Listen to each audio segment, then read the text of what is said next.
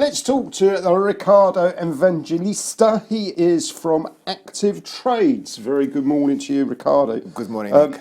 I've known you for a couple of years, and I still think I get your surname wrong, but nevertheless, hopefully... No, that was quite good, actually. Well, thank you very much. Right, let's talk about foreign exchange. The dollar. Lots going on, whether it's technical, fundamental, political. In terms of the clients at the moment, okay, is everyone aggressively short the dollar? Well, there's a degree of weariness that wasn't there, say, a year ago. There's several reasons for this. So there's the political climate. There's some what some would perceive as being erratic decision maker by the people at the top.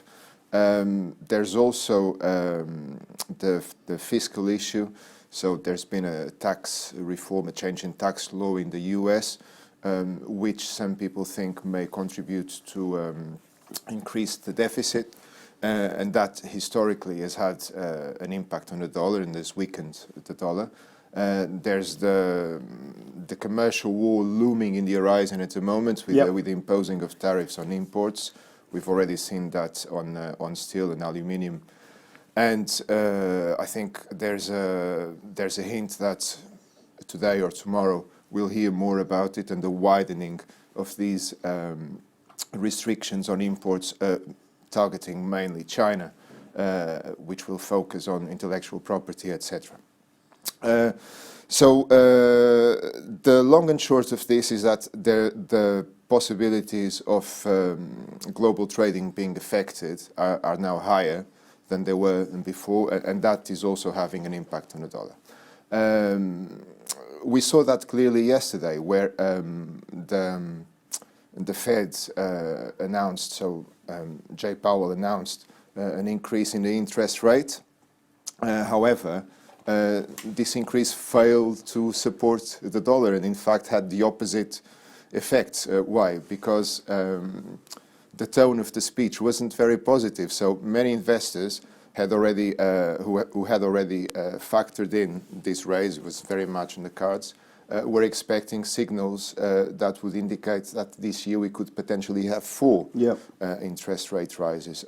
However, that didn't occur at all. And I think that was quite symptomatic of the current environment. So people are not very confident, even though the economy is growing, unemployment is going down, wages are growing finally as well.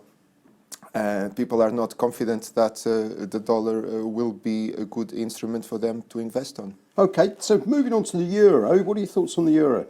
Well, the euro is not moving much at the moment. Today will be an interesting day. We'll have some announcements, mainly the German business sentiment index, which could provide some support to the euro if it comes out better than expected. So most analysts are expecting it to come up below the last figures that were published. Should that not be the case, we can see the euro getting terrain against the other major currencies. However, that is not so likely to happen, so probably nothing is going to happen and the euro will remain pretty much as it is at the moment. At these sort of levels. So the million-dollar question, the Great British Pound, is it great at the moment? Obviously this 140 area, I've been a round number, psychological resistance, yes, option barriers, I've heard, all sorts of things. But if you look at the longer-term trend, it's just making a series of higher highs and higher lows, which is bullish technically, isn't it? Yes, I would say that the Great British Pound is greater now than it was a while ago. We've had some political good news recently. A positive tone came out last week regarding the post-Brexit. So there will be a period of adjustments that will last until the end of 2020.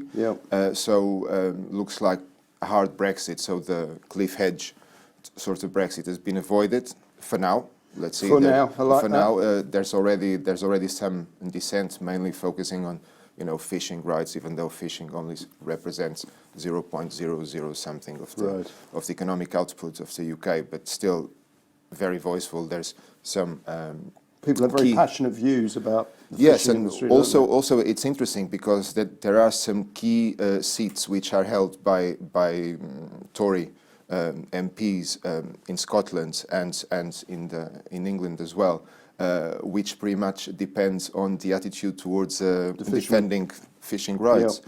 So we could see that something as small in terms of of the impact it has on the actual economic output could have a major impact from the political angle and derail the whole thing. So we'll wait and see on that. But yes, some positive news on the political side. Also, yesterday we had very positive news with wage growth. So it's looking good. Today we'll have some retail news as well, and most importantly, the Financial Committee of the Bank of England will meet again, and there will be a speech afterwards, and investors will be watching with attention to see if there is a hint of interest rates in May.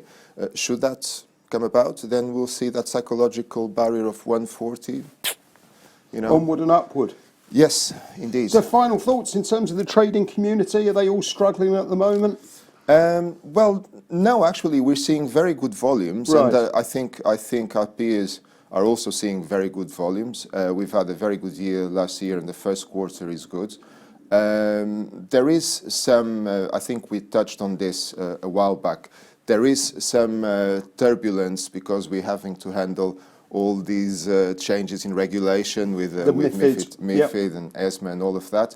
But overall, I think trading is going well, and if there's no volatility, there's no opportunities for traders to invest in the market. So I think it's good at the moment.